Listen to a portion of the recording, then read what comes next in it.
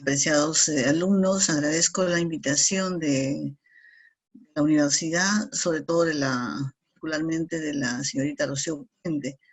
Sé que es una aplicada alumna, entre otros, de esta prestigiosa universidad. Vamos a hablar hoy día acerca del proceso laboral. Más o menos vamos a señalar, a expresar una idea de cómo es el proceso laboral relativamente nuevo todavía. Se viene aplicando progresivamente desde el 2010, pero progresivamente en diferentes lugares del país. Por eso, como hay cosas nuevas, entonces todavía se considera un nuevo proceso. En la ciudad de Lima se viene aplicando desde noviembre del 2012. El nuevo proceso laboral está diseñado sobre dos ejes fundamentales. La oralidad, que según la ley lo recibe y lo aprecia, lo difunde como un principio dentro de este proceso, y la modernidad, las nuevas herramientas.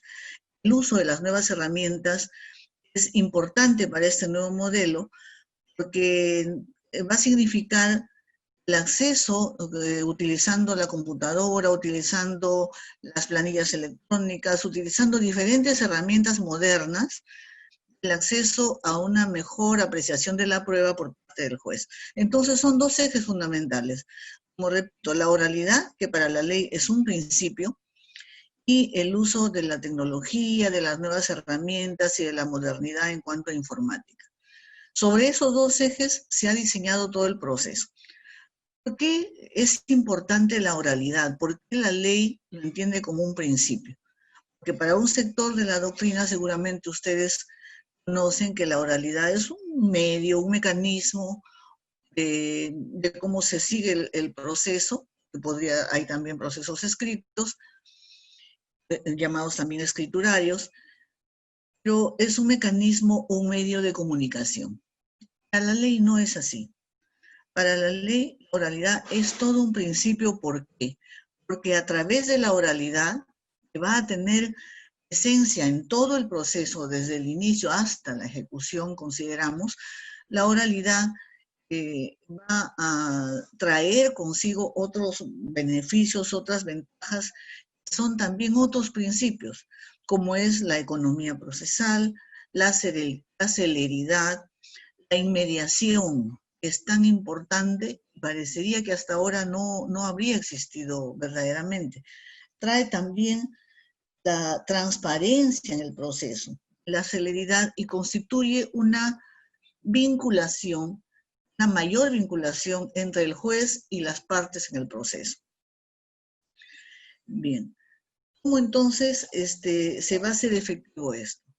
Primero, ratifiquemos la idea de que el proceso es un instrumento. El carácter instrumental del proceso está entendido en el hecho de que es una herramienta o un medio para conseguir la justicia, para conseguir la vigencia de las normas sustantivas. Las normas que regulan el proceso laboral son un mecanismo para hacer efectivo el derecho en sí. ¿Y cuál es el derecho en sí? Las normas del derecho sustantivo del trabajo, que son las que otorgan beneficios a los trabajadores o regulan de alguna forma su situación laboral, la forma de contratación y otros aspectos. Esas son las normas sustantivas. El proceso es el instrumento para que, frente a alguna controversia o frente a alguna incertidumbre, se haga realidad la justicia que está contenida para nosotros, para la gente de derecho, en las normas sustantivas que constituyen el derecho sustantivo laboral. Entonces, no está de más decir también que por eso cuando uno va al proceso, cuando uno esboza una demanda, ustedes saben que desde la demanda se tiene que expresar una teoría del caso por parte de quien acude al órgano jurisdiccional. Desde el momento que se esboza la demanda, se tiene que solicitar, pedir tutela jurisdiccional para hacer efectivo un derecho, y por lo tanto tengo yo que establecer, que mencionar invocar dónde está la fuente de mi derecho. Eso que nos parece esencial, a veces las personas lo olvidan. Los jueces solo resolvemos conflictos jurídicos, conflictos de derecho. Bien, hay conflictos, como ustedes ya deben saber, conflictos jurídicos, que son los llamados conflictos de aplicación de derecho, de aplicación de norma, y hay conflictos de regulación que son para alcanzar recién un derecho, que son los denominados conflictos económicos. Los jueces, como repito, solamente nos dedicamos a resolver conflictos jurídicos. Por lo tanto, es muy importante, cuando uno acude a un proceso y esboza su demanda, señalar cuál es el fundamento jurídico del derecho que estoy invocando. No acudo a solicitar tutela para hacer efectivo un derecho. Pues, ¿dónde está la fuente de ese derecho? ¿Es la ley? ¿Es un convenio? ¿Qué cosa es? De repente hasta puede ser una costumbre, pero tengo que decirlo. Luego tengo que demostrar, conforme a los aspectos que regula la ley, tengo que demostrar el derecho que tengo. O por lo menos tengo que demostrar que mi situación de hecho me ubica dentro del presupuesto fáctico de la norma para alcanzar esa consecuencia que está prevista. Decía, este proceso relativamente nuevo recae sobre la oralidad y el uso de modernas herramientas, pero también tiene fundamentos y principios que están establecidos en la norma. ¿Cuál es el fundamento? Es bastante similar, de repente un poco más acentuado, pero bastante similar a lo que establece el Código Procesal Civil. Hay un principio de socialización del proceso, sin decir esto, que sin decir el nombre, pero está diseñado en el título preliminar de la ley 29497, la Ley Procesal de Trabajo. La socialización significa que los jueces no pueden dejar que la diferencia entre las partes, cualquier tipo de diferencia, diferencias económicas, diferencias en el acceso a la prueba, cualquier tipo de diferencia, perjudique a la parte que viene a invocar tutela. Entonces, nosotros en el derecho sustantivo laboral hemos estudiado acerca de la desigualdad que hay y cómo el derecho laboral es tuitivo, es protector. Bien, esa protección que existe en el derecho sustantivo laboral se va a extender hacia también el proceso laboral, el derecho procesal y por lo tanto su materialización, que es el proceso laboral. ¿Cómo se va a extender? Precisamente en el título preliminar que les acabo de mencionar, establece que el juez es el que va a cautelar que cualquier diferencia entre las partes no afecte los resultados del proceso, no afecte su participación en el proceso.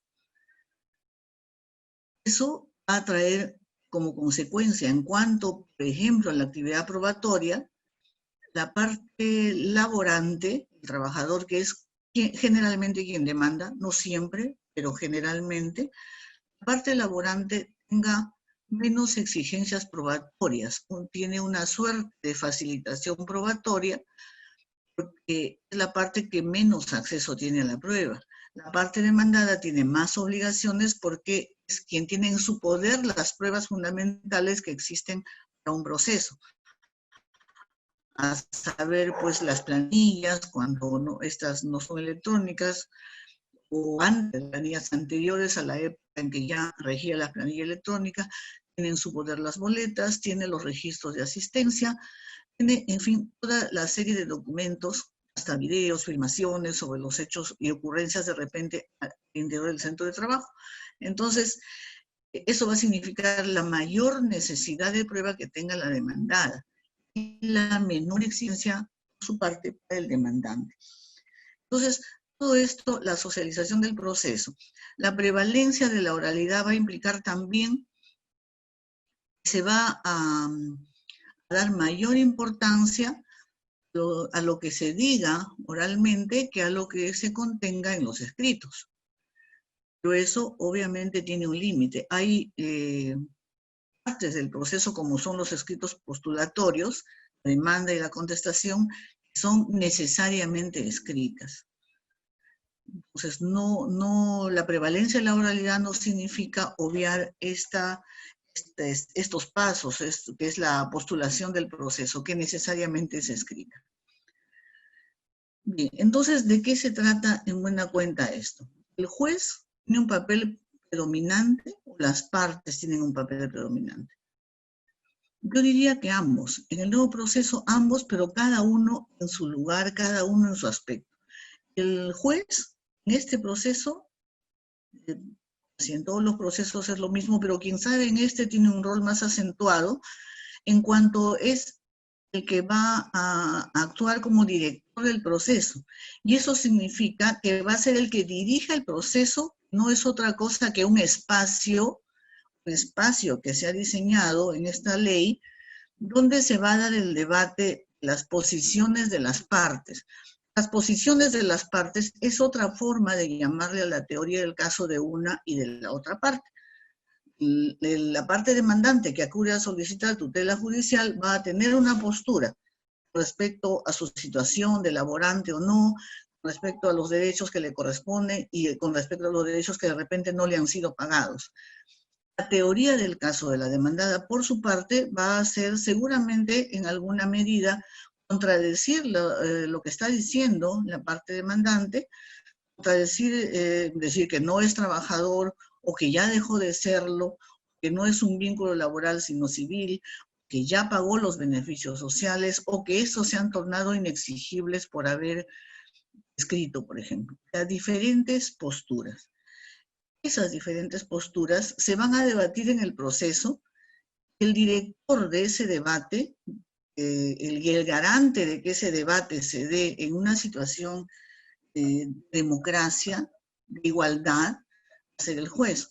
Eso el juez tiene un rol preponderante y va a sancionar a las partes cuando no actúen de manera diligente, de manera leal, no actúen conforme a las reglas de la buena fe y en el entendido de que los abogados y las partes se constituyan en colaboradores del proceso para juntos hacer que el juez o procurar que el juez acceda a la verdad, que es de lo que se trata el resultado del proceso.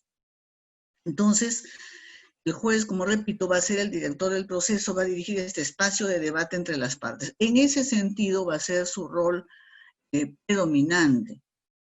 Ese espacio se realiza el debate procesal en situaciones de igualdad.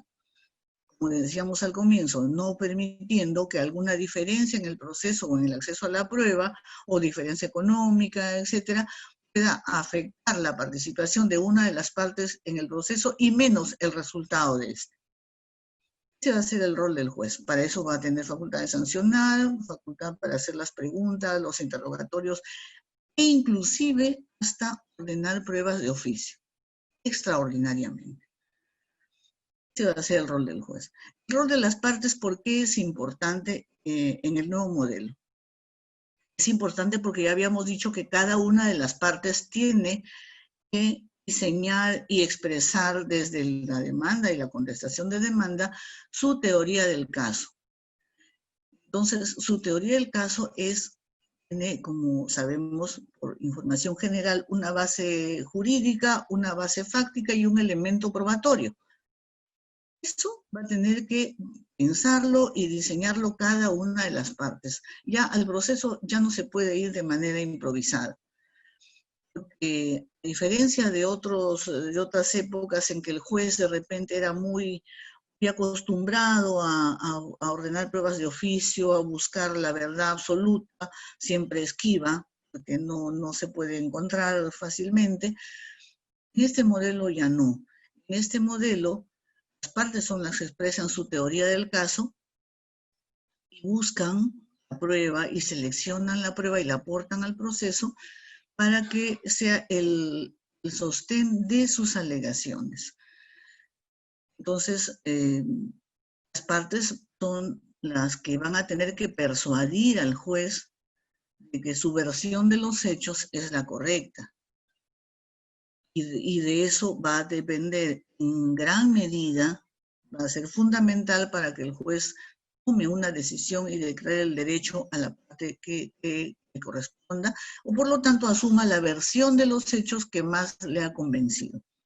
Por eso decíamos al comienzo que la prueba de oficio se convierte en este nuevo modelo en extraordinaria. Ya no es el juez el investigador, el que va buscando debajo de las piedras la verdad, ya no. Ahora son las partes las que lo van a persuadir de su versión de los hechos, o sea, de su verdad. Esto es importante porque, como ven, en cuanto al proceso, el juez va a garantizar que sea un debate democrático y en condiciones de igualdad en la medida de lo posible. Pero en cuanto a lo que corresponde a cada una de las partes asumir en este nuevo modelo, tienen que hacerlo. Y mucho va a depender de que yo invoque correctamente el derecho, que yo diga cuáles son los hechos sobre los cuales sustento mi pretensión, identifique correctamente mi pretensión, califique jurídicamente los hechos que la sustentan, porque de eso va a depender el resultado final. Entonces, lo que es realmente cierto es que las partes ya no van a poder ir al proceso improvisadamente, porque ya no va a tener el juez un rol de investigador o de tutela excesiva, ¿no? Solamente el juez podrá ordenar excepcionalmente pruebas de oficio cuando partiendo del desconocimiento de los hechos, que todos los jueces parten del desconocimiento de los hechos, valorando la prueba se está inclinando a una o a otra postura, pero algo le falta, ¿no? Le falta algo para traspasar lo que Trasengil llama el umbral de certeza. Algo que me termine de convencer. Pero eso no va a ser en todos los casos.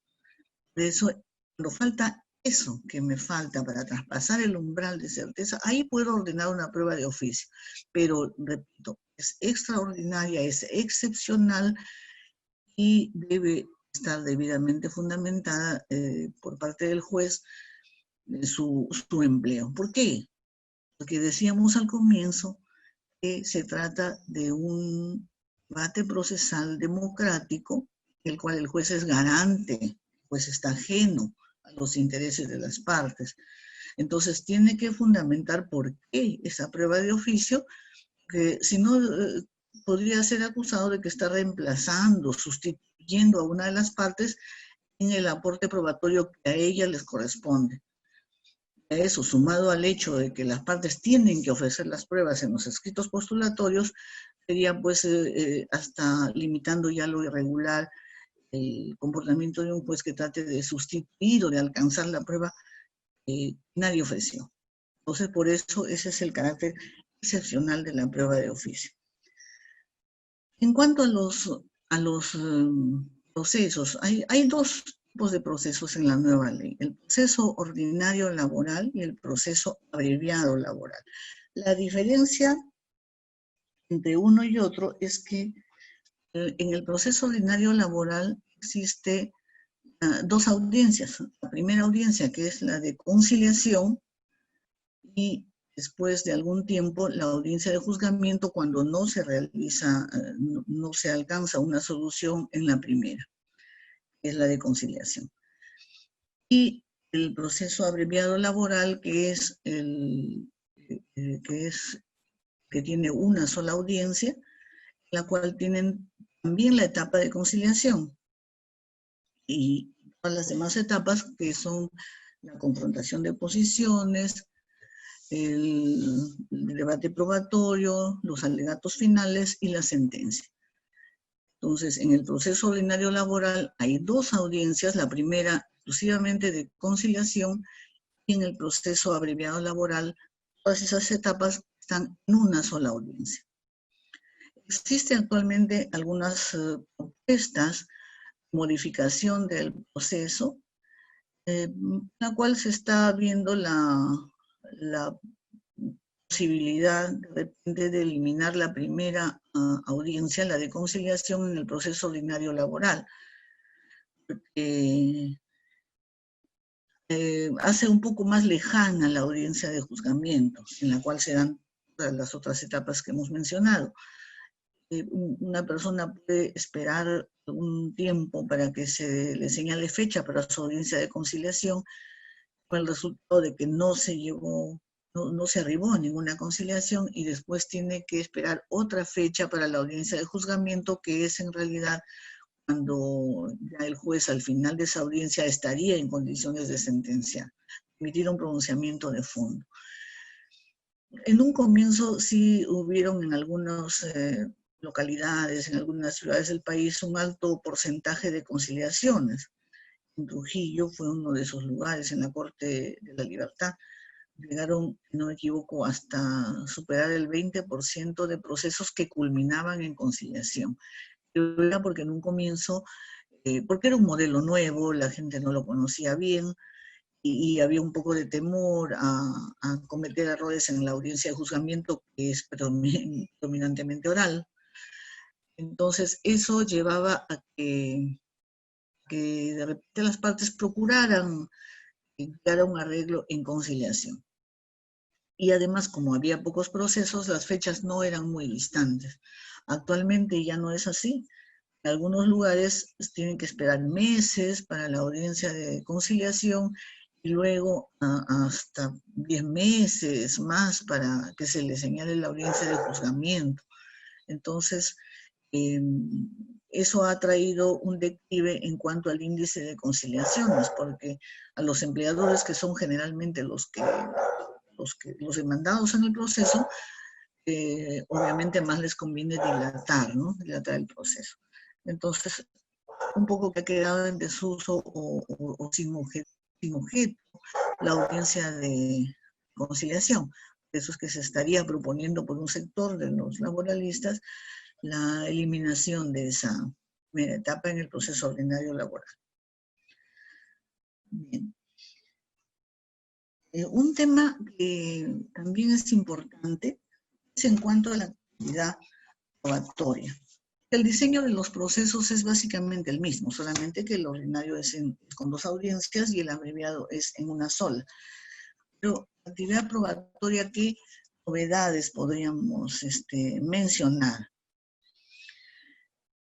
En cuanto a las presunciones, es importante la presunción de la nueva ley, que está dirigida a tener, cuando se acredita la prestación personal por parte del demandante, generalmente el laborante, se acredita la prestación personal de servicio, se presume que es un contrato laboral. ¿Qué significa esto? Que a diferencia de los procesos anteriores, donde el trabajador tenía que demostrar los 3 elementos esenciales del contrato laboral, son la prestación personal de servicio, la remuneración y la subordinación. Antes tenía el trabajador que demostrar esos 3 elementos esenciales que definen un contrato laboral. Ahora no. Ahora, a la ley basta con que el laborante, generalmente demandante, acredite que la prestación ha sido personal, para que de allí se desprenda y opere la presunción legal, porque está contenida en la norma, de contrato laboral, llamada la presunción de laboralidad. Es decir, si el trabajador acredita una prestación personal, no ha sido sustituido por otra persona, que no encargaba el servicio a otro, que no era reemplazado por X, entonces se desprende la presunción de laboralidad, que significa que habría sido un trabajador como lo establece un contrato laboral. Pero esta es una presunción relativa, es una presunción juris tantum, es decir, que admite prueba en contrario. Admite prueba en contrario, entonces la parte demandada podría demostrar que en realidad no ha sido un trabajador, ha sido un locador, ha sido un comisionista civil, mercantil, etcétera, ¿no? Podría la parte demandada demostrar lo contrario, pero en principio es una presunción que le restringe bastante la necesidad de prueba de la parte demandante. En cuanto a la oportunidad de la prueba, Todas las pruebas, se establece en la ley, se tienen que presentar con la demanda, con la contestación de demanda. Todos los medios probatorios se ofrecen con la demanda o en la contestación. Extraordinariamente, deben ser ofrecidos hasta el momento previo a la actuación probatoria. ¿Cuándo se da la actuación probatoria? En la audiencia de juzgamiento.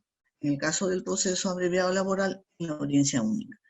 Pero siempre y cuando estén referidos a hechos nuevos o hechos que hubiesen sido conocidos recientemente o pruebas obtenidas con posterioridad a la presentación de la demanda. Básicamente se refiere a que se debe litigar con transparencia. La parte demandante debe presentar todos los medios probatorios que tenga a su alcance, la parte demandada igual.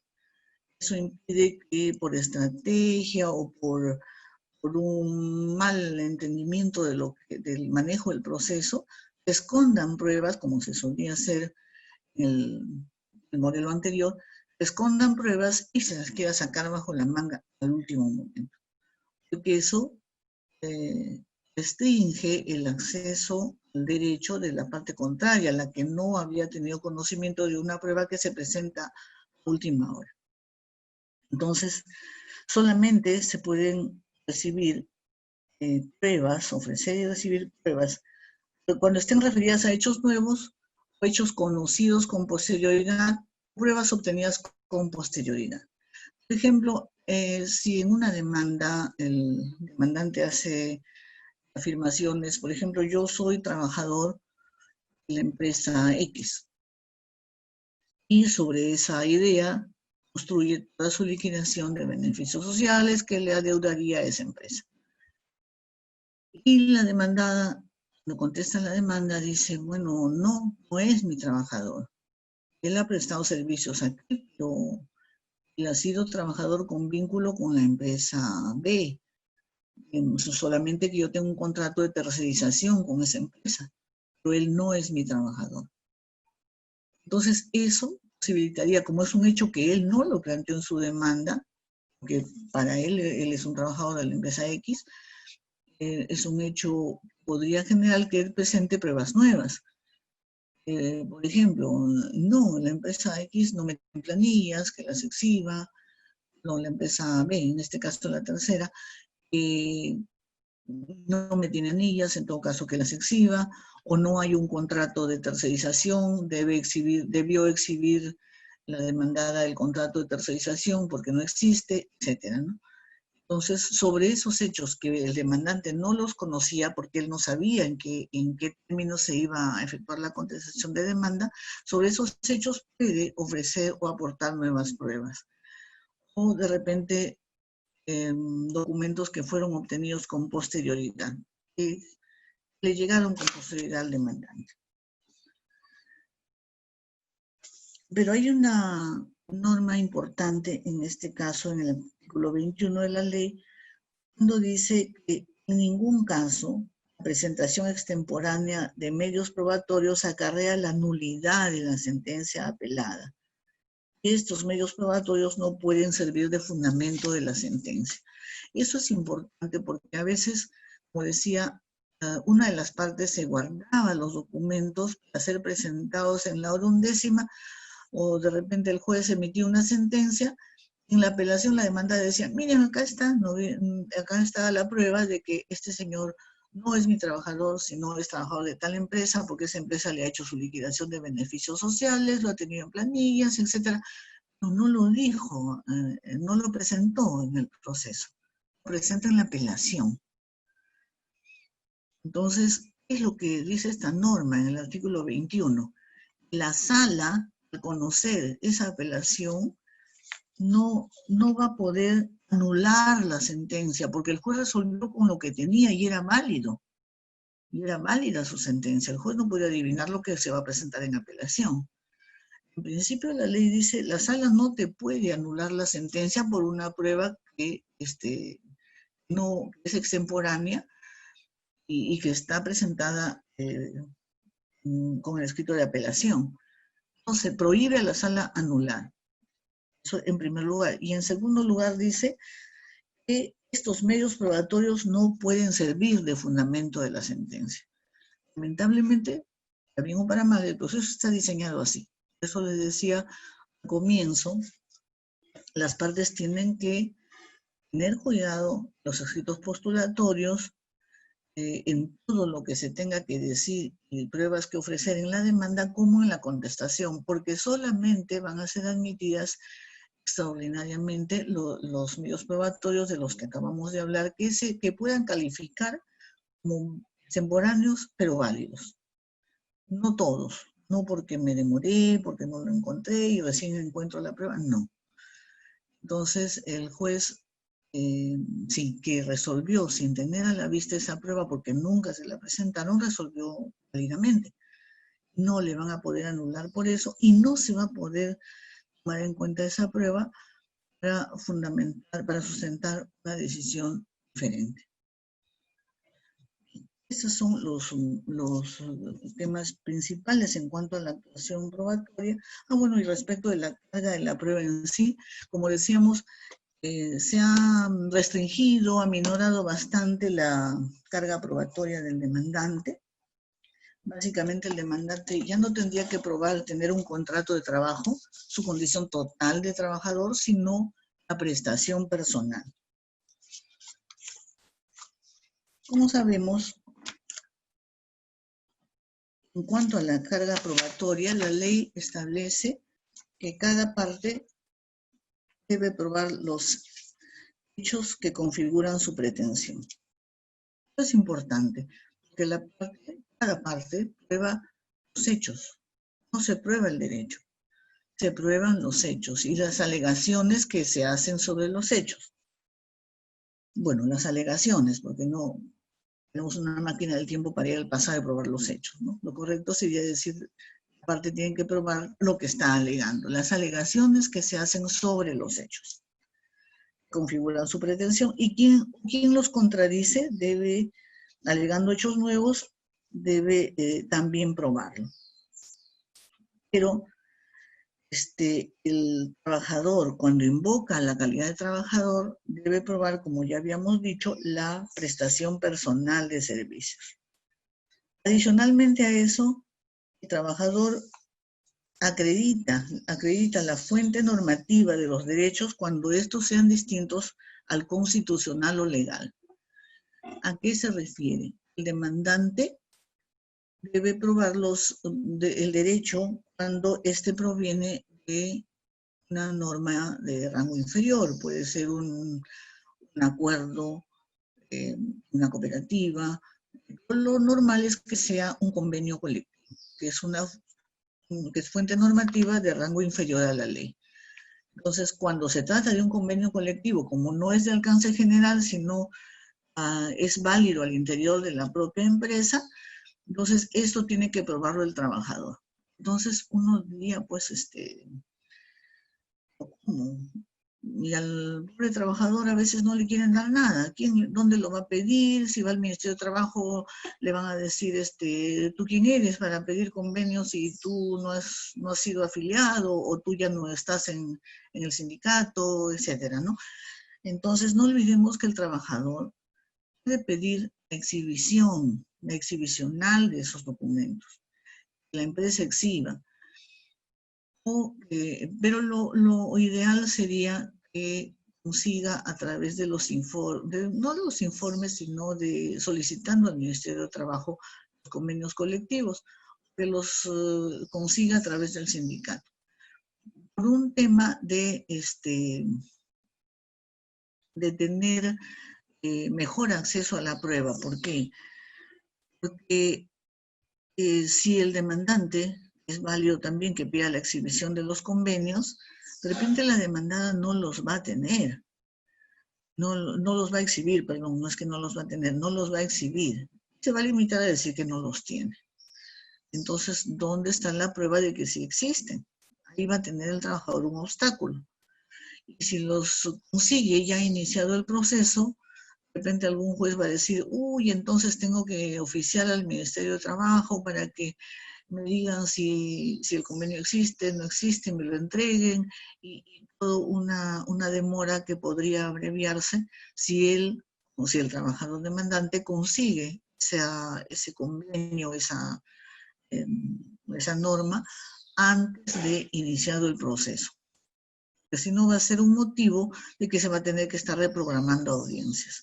La idea es que al final de la audiencia de juzgamiento o de la audiencia única, el juez estaría en condiciones de emitir sentencia.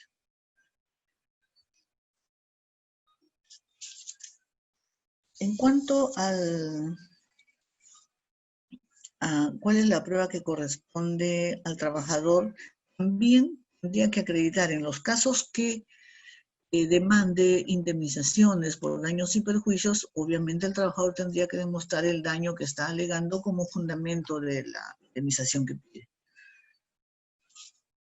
O aportar indicios, elementos suficientes de los cuales se pueda desprender la existencia de ese daño. Por ejemplo, es un tema debatible para los jueces, no solamente en el ámbito laboral, sino también en el civil, hasta qué punto, hasta qué medida puede ser la prueba en cuanto al daño moral. Algunos dicen que debe presumirse pues el daño moral, ¿no?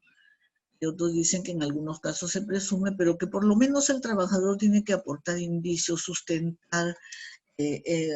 aportar indicios razonables, suficientes de la existencia del daño. Si este daño es el daño moral, tendría que aportar algún indicio suficiente en este tema, porque si hablamos, por ejemplo, de despido, la ley establece la indemnización por despido arbitrario es la reparación que por todo concepto tendría el trabajo despedido.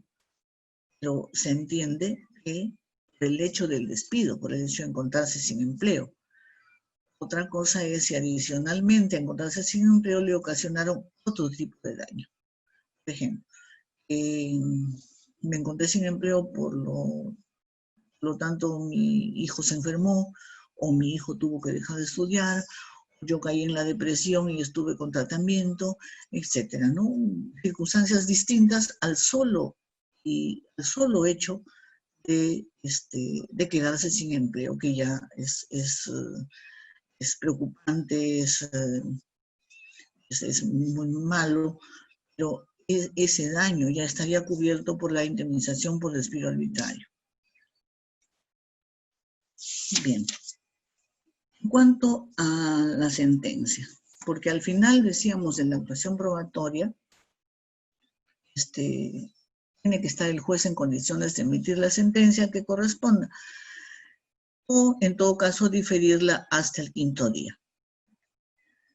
La sentencia, deberíamos diseñar una sentencia más breve.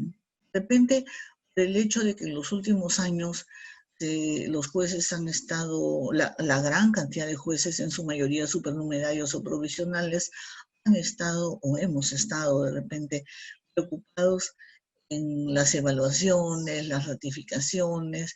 Eso ha conllevado que haya una abundante motivación, pero la abundante motivación de las sentencias no siempre es mejor, no siempre es la adecuada. En este modelo, con prevalencia de oralidad y un modelo con grandes rasgos adversariales, que exige que al final de la audiencia estés en condiciones de emitir una sentencia, definitivamente nos tiene que llevar a un tipo de sentencia distinto. Es difícil, pero tendría que hacerse una sentencia que, sin ser ampulosa, sea completa, sea más breve.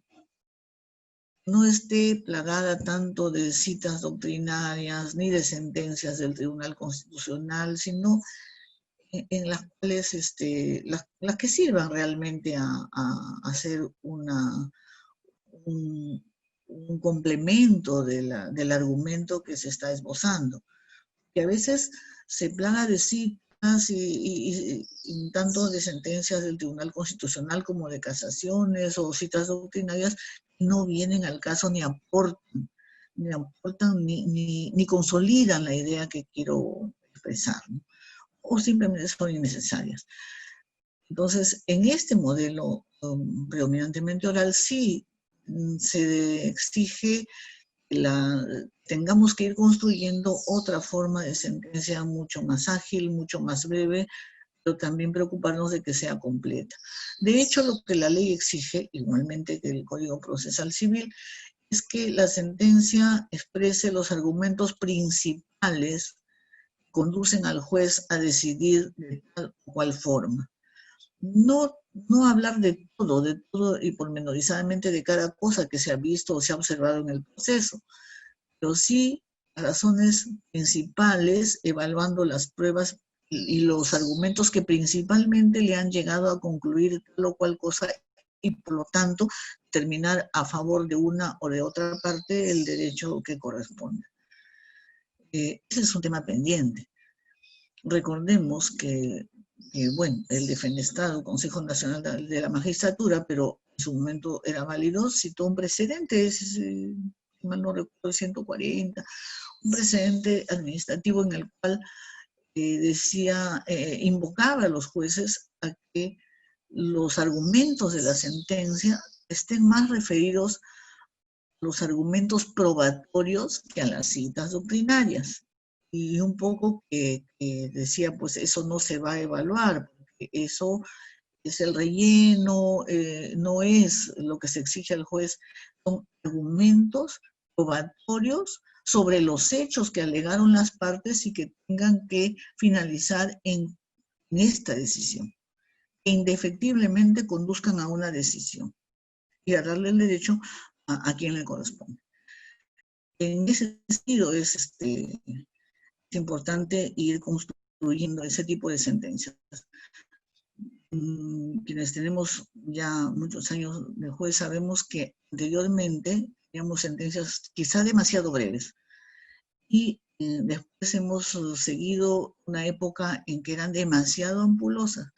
Pues ahora tenemos que exigirnos nuevamente a tratar de redactar sentencias con un análisis completo sin estar plagado de citas o cosas que en lugar de esclarecer un argumento, de repente nos van a confundir o van a confundir a la parte al momento de leer.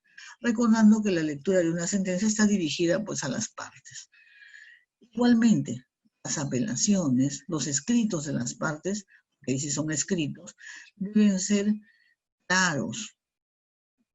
¿Qué es lo que se está pidiendo? ¿Qué es lo que se está cuestionando? ¿Dónde está el error en la sentencia? No se puede hacer un escrito de apelación cuestionando genéricamente todos los argumentos del juez o todos los argumentos que se han esbozado, porque en alguna cosa habrá tenido razón el juez. Entonces no se puede cuestionar todo. Porque que cuestiona todo está cometiendo un grave error. Tiene que ser pormenorizado y detallado sobre qué se está cuestionando. Entonces, en los escritos de las partes, como en todo este proceso, repito, es un proceso con grandes rasgos adversariales porque tienen protagonismo las partes en cuanto al manejo de y probanza de sus teorías del caso, y tiene un protagonismo el juez más bien en su rol de director del proceso, garante de esa democracia al interior del proceso. Bien, entonces, pasando a otro aspecto, que hemos hablado de la sentencia, ¿cuál es la novedad en cuanto al recurso de casación?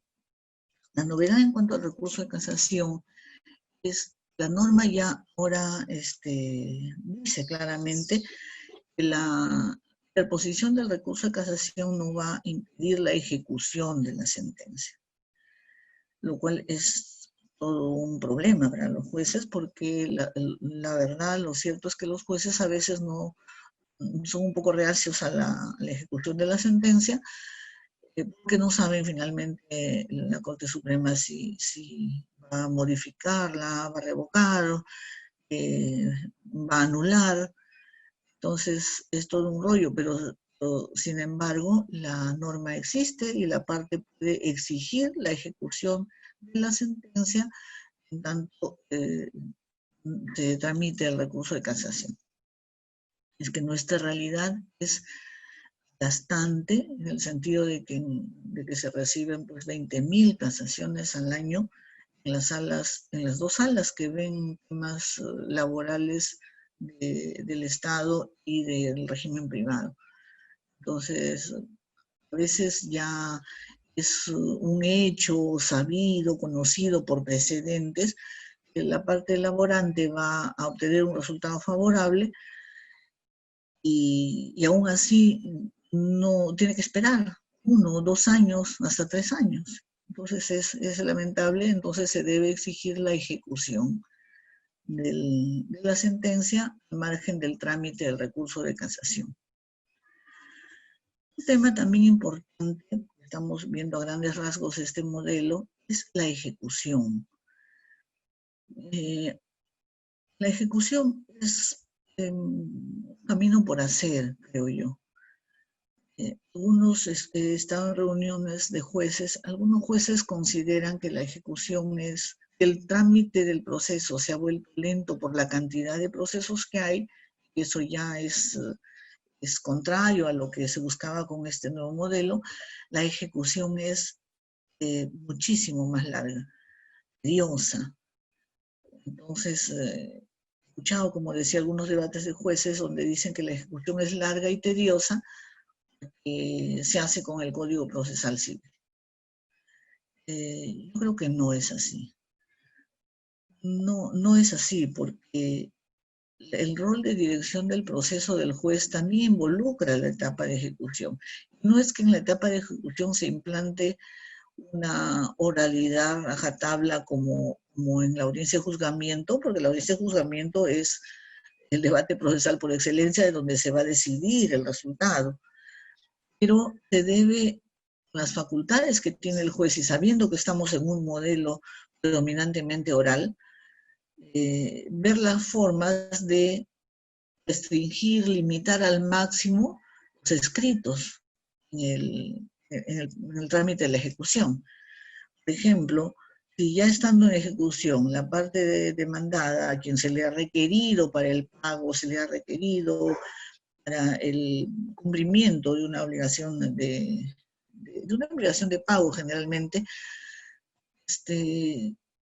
y la demandada presenta la consignación o alguna otra forma de efectuar el pago, ya lo presentó al juzgado y el proceso está en ejecución. ¿Qué tendría que esperar el demandante a que salga una resolución? Peor, algunos juzgados comentan que piden que lo solicite por escrito, que solicite por escrito la entrega de la consignación. ¿Por qué tendría que solicitar por escrito lo que ya fue consignado a su favor? Estamos en un proceso que privilegia la oralidad. Un escrito más para dar mayor trabajo a los asistentes, que no hay otro motivo. Estando en ejecución, solamente el trabajador tendría que ir a cobrar, previamente identificado. Entonces, yo creo que falta de repente un poquito ahí de decisión, de audacia y de buena voluntad por parte de jueces y auxiliares jurisdiccionales para imitar en la realidad al máximo la escrituralidad cuando no es necesaria, como en este caso de la ejecución. Otro problema que se da también en la ejecución es la norma establece que en la liquidación de derechos accesorios, que son los intereses, también hay costos, pero estos derechos accesorios se tienen que ordenar por el juez aunque no sean demandados. Entonces, en la liquidación de derechos accesorios, la ley establece que es la parte ganadora la que propone esa liquidación de derechos accesorios, la cual si no es observada por la parte contraria, o es observada, pero no se adjunta una liquidación alternativa, tiene que ser aprobada por el juez tal cual. Entonces, es bastante clara la norma. Pero a pesar de eso, algunos jueces consideran que es mejor que vaya a la oficina de pericias. La oficina de pericias ya no es para auxiliar sobre esos temas, ya no es para crear un trámite más, no solamente que no esté en la norma, sino en contra de lo que está en la norma. Entonces, como repito, se necesita poco más de decisión, de buena voluntad y crear nuevas formas que agilicen la ejecución. Porque estando ya depositado el dinero del trabajador y estando lo previsto que está en la norma, no tendría por qué haber mayor dilación. De lo que se trata es que si algunos jueces, o casi todos, han identificado como un grave problema de entrampamiento la ejecución en este proceso laboral, pues entonces hay que crear nuevas formas, hay que tener decisión y ser imaginativo para darle una solución adecuada y que no es contraria a los fines del proceso. Al revés, es totalmente afín a los fundamentos y principios que rigen el proceso y, como decía, están en el título preliminar. Seguramente hay muchas cosas que corregir, muchas cosas más que profundizar, pero el proceso laboral está diseñado de esta forma.